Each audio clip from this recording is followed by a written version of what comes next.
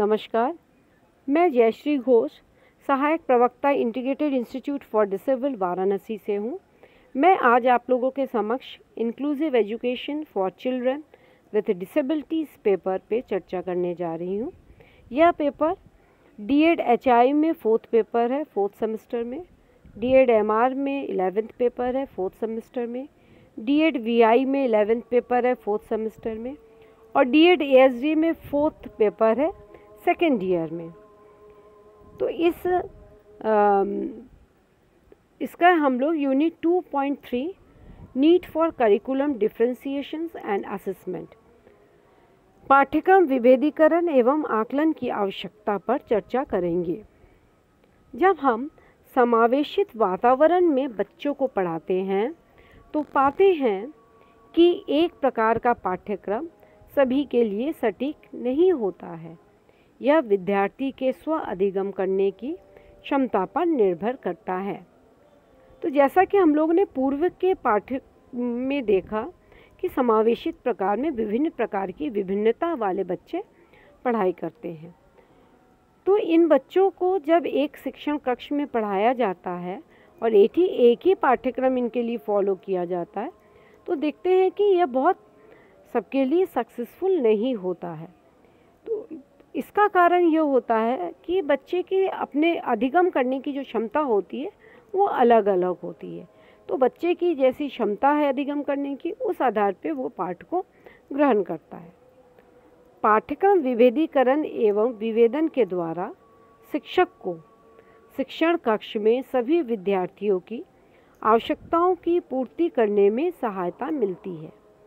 इसके द्वारा शिक्षक को विद्यार्थी को जानने, समझने एवं करने की स्थिति को जानने का मौका मिलता है।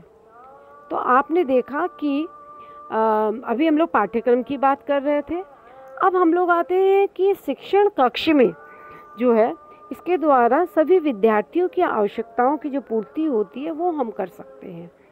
ये वो शिक्षक के द्वारा किया जा सकता है और इसी के द्वारा पाठ्यक्रम विभेदीकरण एवं आकलन के द्वारा जो है शिक्षक अपने विद्यार्थी को जान सकता है, उसको समझ सकता है और वो किस स्थिति में किसी कार्य को कर सकता है, ये सारी बातों को शिक्षक को जानने का मौका मिलता है।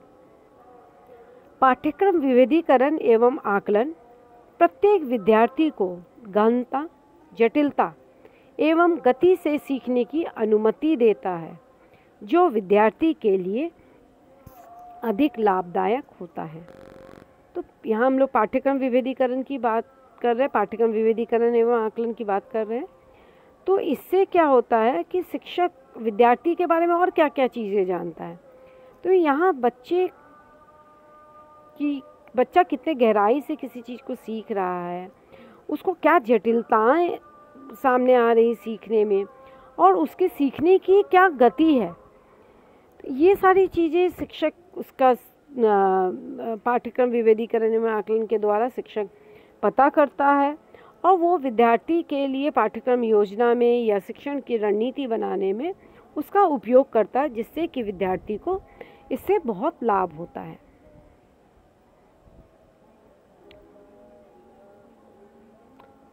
पाठ्यक्रम विभेदीकरण एवं आकलन को विशिष्ट विद्यार्थियों के लिए उनकी योग्यता के आधार पर पाठ योजना, शीर्षक इत्यादि की संरचना के रूप में परिभाषित किया गया है।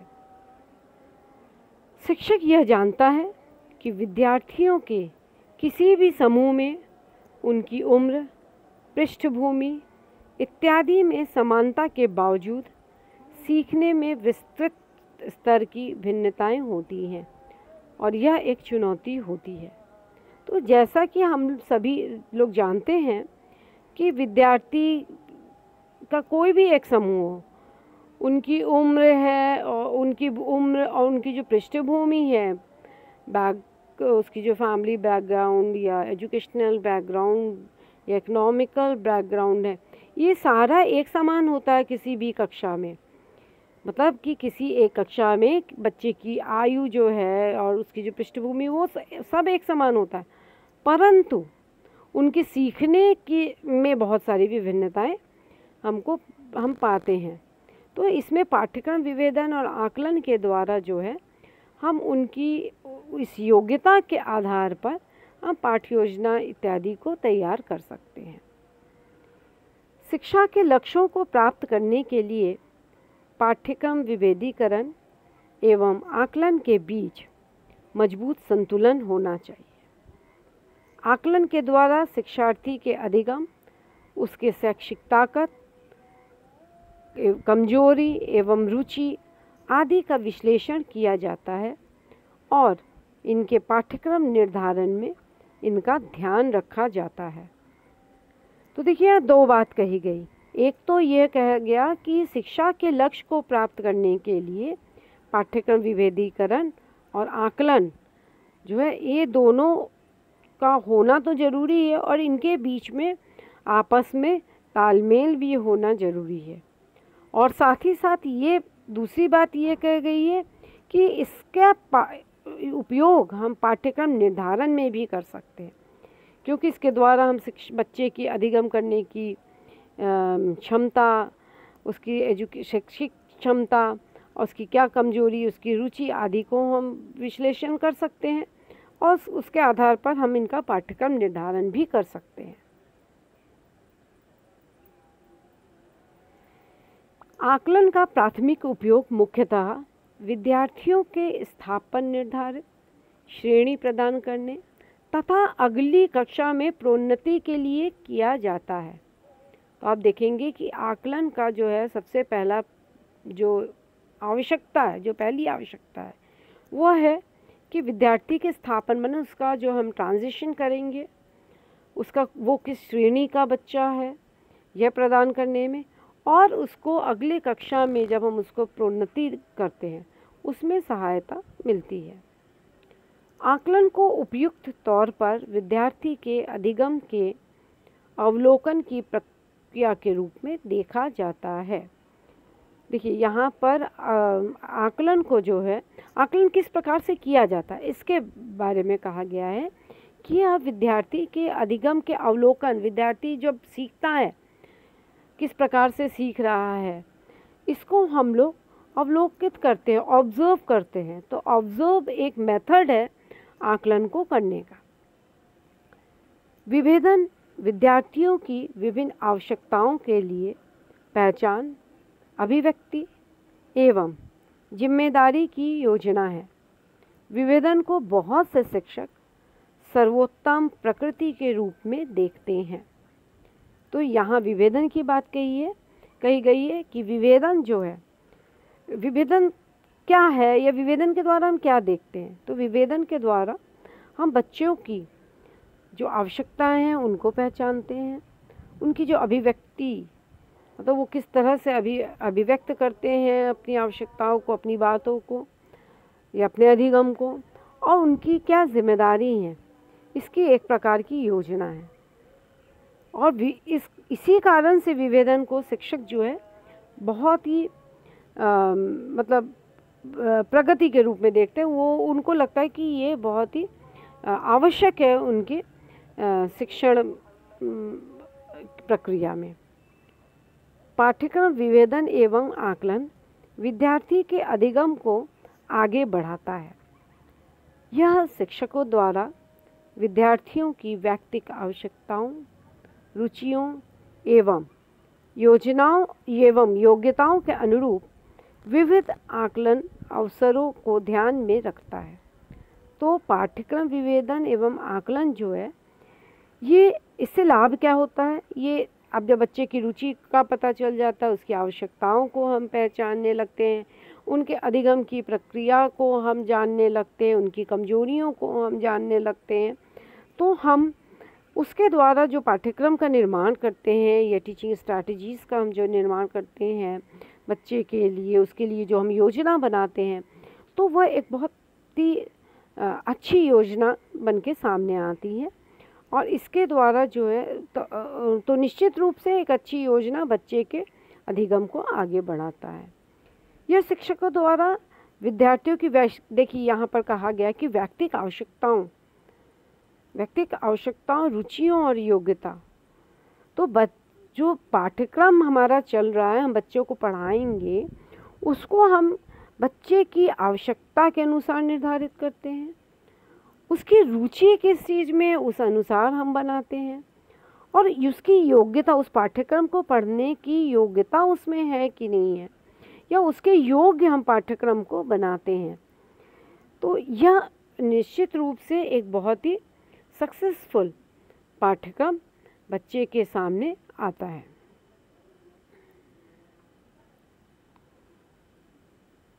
विविधीकरण एवं आकलन शिक्षक को शिक्षण एवं अधिगम क्रियाओं को अनुकूल बनाने एवं विभेदित करने के लिए सूचना प्रदान करता है। देखिए, अब शिक्षण और अधिगम जो क्रियाएं हैं, उसमें जो विभेदन है, मतलब वो बच्चा अच्छा है, उस बच्चे में समस्या क्या है, ये विभेदीकरण जो है, ये हम विभेदीकरण, पाठ्यक्रम विभेदीकरण एवं आकलन के द्वारा ही हम प्राप्त करते हैं ये सारी सूचनाएं। तो इसके द्वारा शिक्षक को शिक्षण में सहायता मिलती है। पाठ्यक्रम विभेदन एवं आकलन समावेशन शिक्षकों, अभिभावकों, प्रशासन एवं व्यक्तिगत सहायकों से सभी विद्यार्थियों के लिए रचनात्मक एवं प्रभावी कार्यक्रम विकसित करने की आवश्यकता पर बल देता है। तो इस प्रकार आप देखेंगे कि पाठ्यक्रम विभेदन और आकलन जो है, समावेशन मतलब जो हमने समावेशन, बच्चों को समावेशित करने के लिए पूरी प्रक्रिया जो है, जिसके अंतर्गत हमने जो भी अडेप्टेशंस किए हैं, जो भी हमने मॉडल यूज़ किया है, ये सारी चीज़ें आती हैं। साथ ही शिक्षक मतलब कौन शिक्षक? विशेष शिक्षक और सामान्य शिक्षक। उनके विषय के शिक्षक हैं और पाठ्यसहगामी विषयों के शिक्षक भी हैं। अभिभावक, प्रशासन। आपने अभिभावक की महत्ता इसके पहले देखा था, इसके पूर्व के पाठ में मैंने आपको बताया था कि अभिभावकों की बहुत महत्ता इन बच्चों के लिए होती है, और हम अभिभावक को इनके शैक्षिक योजना, आकलन सभी में बराबर सहभागिता इनको हम प्रदान करते हैं। और प्रशासन एवं व्यक्तिगत सहायक। प्रशासन मतलब पूरा बच्चे का स्कूल में आने से लेकर और विद्यालय से बाहर निकलने तक जो भी व्यक्ति, जो भी प्रबंधन समिति या प्रबंधक या प्रशासन से संबंधित व्यक्ति जो कोई भी है, और बच्चे को जो